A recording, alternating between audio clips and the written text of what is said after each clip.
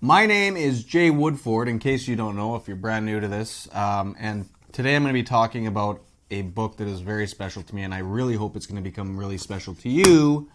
And that book is Psycho Cybernetics by Maxwell Maltz. If you haven't heard of this book, I don't know what to tell you. You might be living under a rock. Actually, I don't know how famous this book is. I think people who are in the space who, consume a lot of content around personal development and professional development, sales and stuff like that, they'll know about this book. But and if you've watched some of my stuff, I would be shocked if there wasn't I would be shocked if there was one video where I didn't talk about this book, because it's that good. And so I'm just going to give you a little bit of backstory of why I'm recommending this book and why I want to spend some time on it. This is just going to be an introduction to what I plan on doing over the next, I don't know how long, 90 days, 6 months, I have no idea, but I actually want to spend some time and go through this book in a systematic study to extract and expound upon some of the things from this book that have helped me. Because this book, to me, if I could only read one book for the rest of my life, this bar none would be the book. So there's so much value in this book. And the interesting thing is I came across this book. I'd heard about it a lot. The title is incredibly unattractive. It's not something that is very appealing at all. I'll give you that. So it really, to me, was like, wow. I mean, it was the caliber of the people that were recommending it to me was what spoke volumes to me. And interesting thing with this story, with this book, is that I came to read it years after I'd gone through some crazy change as far as my ability to sell, my ability to communicate, public speaking, and now, video content. And to me, when I read this book, this was the explanation as to how I did it. Because I went from being shy and probably somewhat easily intimidated, or more easily intimidated than I am now, was then. I was not a good communicator. I mean, when I believed in something, I could debate and I could argue and I could do that type of thing. But it was the use of the principles that this book talks about that I used unknowingly that changed me. I read Think and Grow Rich countless times. It kind of went over my head back then, but it was like this was the secret. This was the secret. So basically, in a nutshell, what this book is about is it really dives into how our self-image is the thermostat of our life. It is the thing that's going to govern our life. It is the thing that is going to set the limits and boundaries for how well we're going to be able to sell, how well we're going to be able to communicate, persuade, influence, anything. It's all about that. And some of the things that he talks about here in the preface is, where is it here? The self-image is the key to human personality and human behavior. Change the self-image and you change the personality and the behavior. The self-image sets the boundaries of individual accomplishment. It defines what you can and cannot do. Expand the self-image and you expand the area of the possible. The development of an adequate, realistic self-image will seem to imbue the individual with new capabilities, new talents, and literally turn failure into success. So, to me, this book, it's so practical, and there's so much science, there's so much stuff in this, because there's so much airy-fairy stuff. I actually don't read a lot of books. I don't even remember the last time I read a book. I think the last book I read was the last one I started to try to read was Grinding It Out by Ray Kroc. And it was after I'd watched the movie about, I forget what it was called, but it was basically the biographical thing about him. And it was super inspiring, because here's a guy who was a failure up until the age, I don't know, what is it, like mid-50s or something like that. And then he caught on to a vision of something, and it sparked that incredible tenacity and ability to do what he did.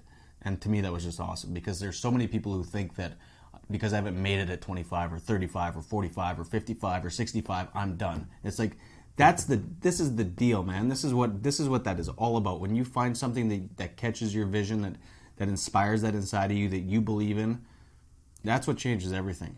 You become a whole new person. Excuse me, I got a little bit of a cold.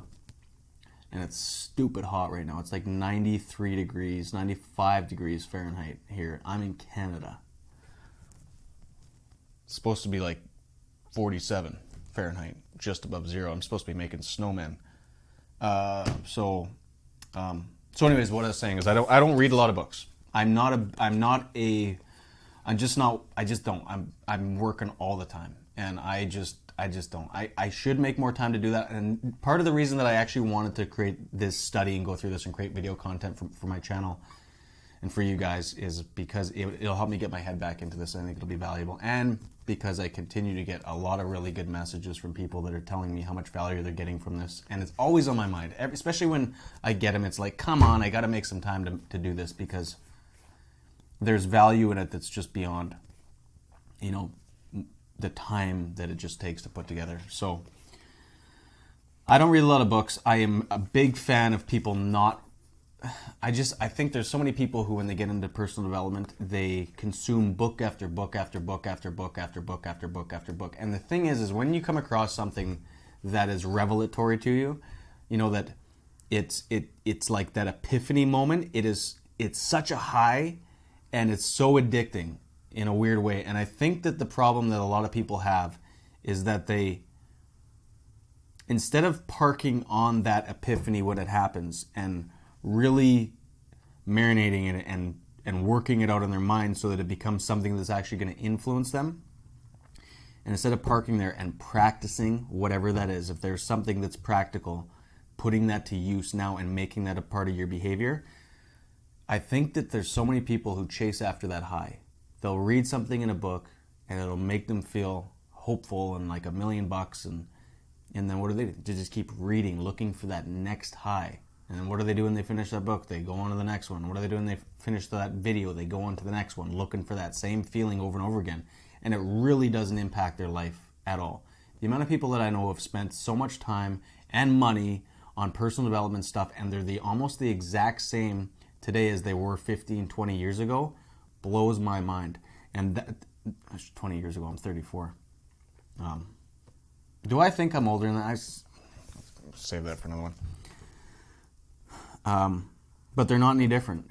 They can expound upon a bunch of stuff and talk about a bunch of things that they've read and just regurgitate it all. But it's not. There's no change in their life, right? And that to me is very scary. So, part of that is that you have to. You really gotta, when something hits you deep like that, you've got to park there, and you've got to marinate it. You've got to let that start to get hit deep down so that it's going to actually make a difference. Don't chase after the high. Please don't do that. That is just, because here's the thing.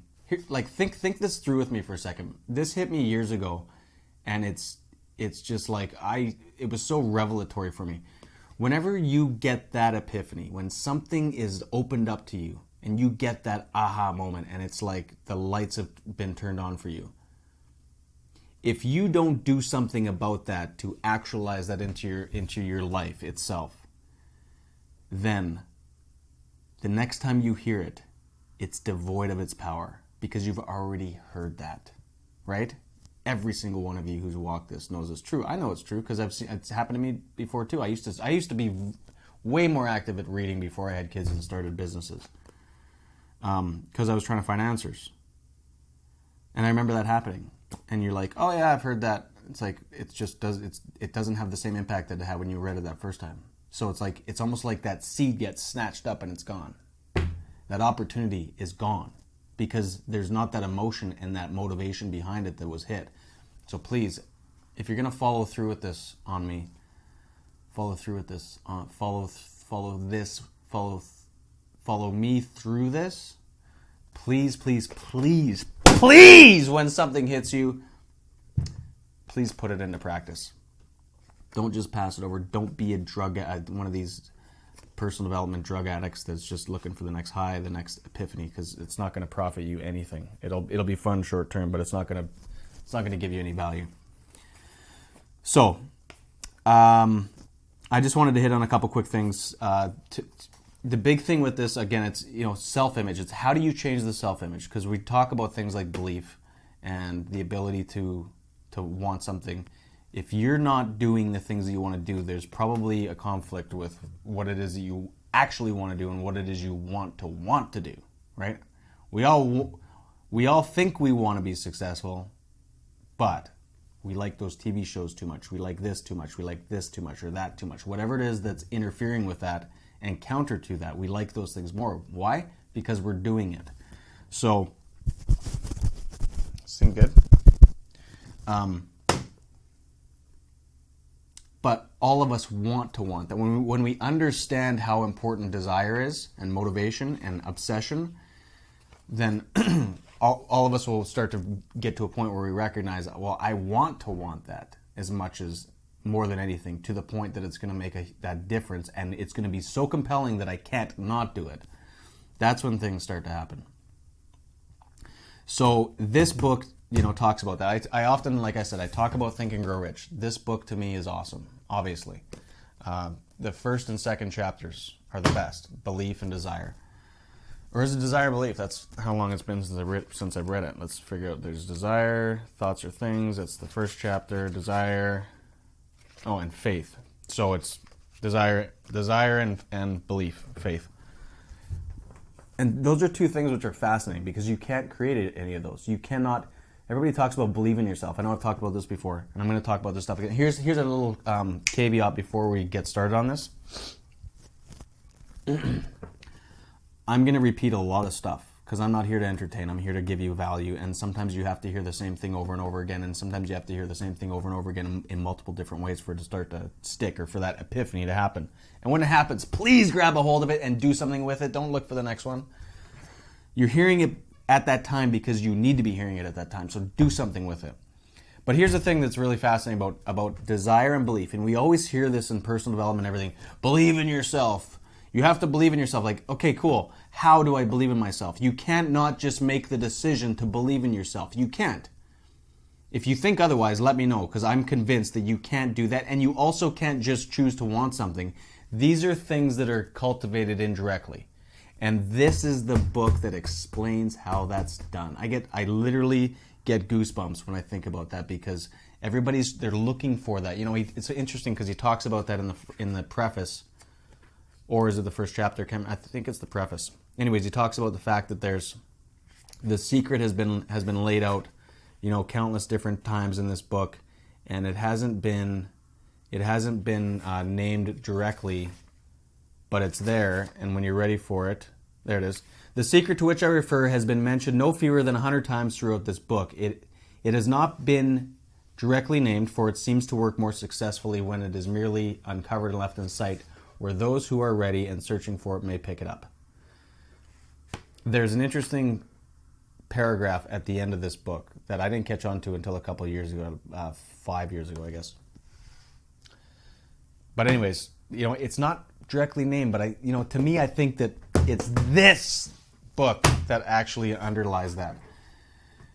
Okay, so let's back up a second because I get a million different things running through my mind because I get excited about this, and I'm really happy to be excited about this because I want to share this with you, and I want this to be beneficial for you, and I want to be motivated to do this. I'm so wrapped up in work sometimes, and I love doing this stuff, and I'm going to repeat myself. I love it when people compliment me. No, I love it when people comment. I love it when people reach out to me personally on Facebook or send me an email and tell me what this is doing for them. Hint, hint, hint.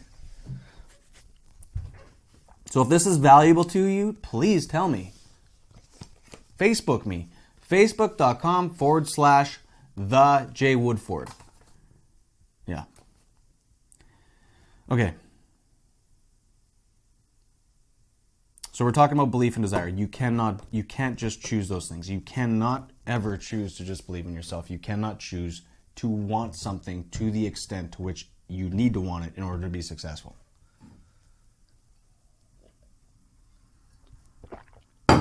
But you can cultivate that. You can plant seeds that are going to create that. You can feed that energy the right stuff that's going to create that. That's what this book is about. It's about how to change the self-image.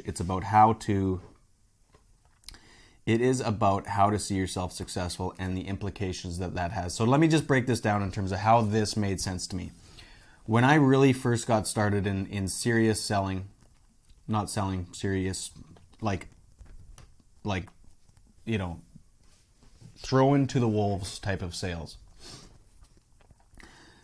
When I was on the road, I would rehearse my sales pitch to myself. Or if I was going to be giving a talk or something, I would be rehearsing, like to a group, I would be rehearsing my presentation over and over and over again in the car. And it just started somehow by accident. I have no idea how. It just, there was somebody that I think I was listening to, or somebody that I was working with that I looked up to, and the way that they communicated, it suited my style, it made sense to me, and it was inspiring. And I started to I guess I just started to take that and use that and practice it and put myself in their shoes. And that was a miracle. That was a flippin' miracle. That was the instigator for so much change and growth for me. And I continued to do that and do that and do that and do that. And I didn't have to force myself to do it. I could not do it because it just felt so good to do it. It felt so good because I got better and better at that communication. Trust me, I was no good when I first started at all. But the more that I did this, the better I actually became when it came to actual practical application. And the other thing that it did for me, I mean, that's the most important part, but the other thing that it did for me throughout that process is it built the belief that I could do it. And he mentions something in this book, and he expounds upon it quite a bit throughout the book. He says that the nervous system cannot tell the difference, and this is a guy who's a doctor. The nervous system cannot tell the difference between a real experience and one that is imagined vividly and in detail. And that is exactly what I experienced, because though I wasn't actually doing it while I was role playing with myself or practicing my pitch or practicing my presentation in the car or wherever, my nervous system, this whole mechanism, whatever it is, was recording that as a successful selling interaction, a successful presentation, whatever, and that drove my confidence through the roof unconsciously. This is like, you want to talk about how do we change the subconscious? This is how we change the subconscious, because the nervous system, the subconscious, does not know the difference between a real experience and one that is imagined vividly. So that is really, I mean, there's so much to this, but that's the value that I want to help to extract for you. I hope you haven't been tainted by it and not done something with it at some point, so that it's at a point where, you know, it's just not going to have that impact like we talked about earlier, because that is so valuable. And especially in something like sales and persuasion, communication. I mean, everybody has to be good at that in some context. Communication is just so valuable in so many different ways. And you know, if somebody was going to ask me, like, how do I become a better inventor, I don't know if imagining yourself as a better inventor is necessarily going to be the answer, because that's something that there's genetics involved. I mean, there's just so many different things. I have no idea. But when it comes to selling, that's communication, that's a skill. And as someone who can tell you, I didn't start off as a master at this at all.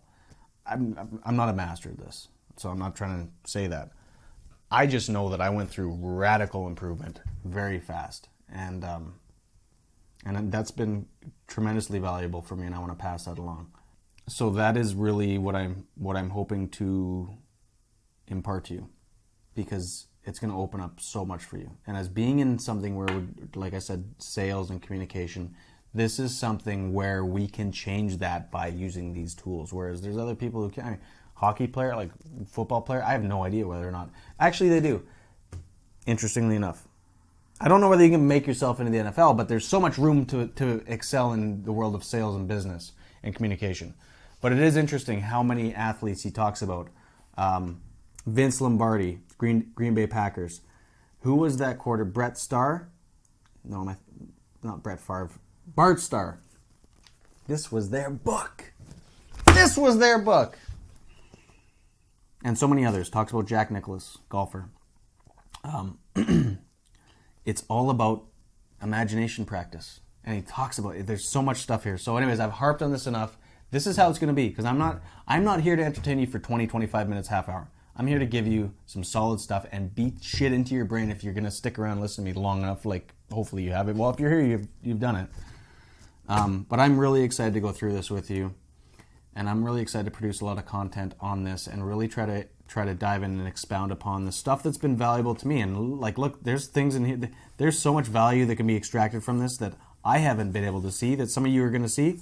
Tell me about it. Tell me about what this journey is doing for you if you choose to walk this with me, because there's something about minds coming together and strategizing, and who knows where this goes. Maybe we'll create a group, or I don't know what we're going to do, but when minds come together and work in that capacity, miracles happen. And so I'm really excited to share this with you. I'm excited that to have the potential and the possibility to help you get from this what I got from it without even knowing it before I even read it. That just happened to come, which I think was better, because had I read it before then, I might have not have believed it as much. But having that experience and that success that came through using these principles before I even knew about them directly, that's why this is my book. So I'm going to try to put out a video. I'm shooting for once a week. It might be more, so just keep an eye on the channel. Make sure you enable notifications. You're going to be able to listen to this on anchor.fm. Look up the channel Selling Unleashed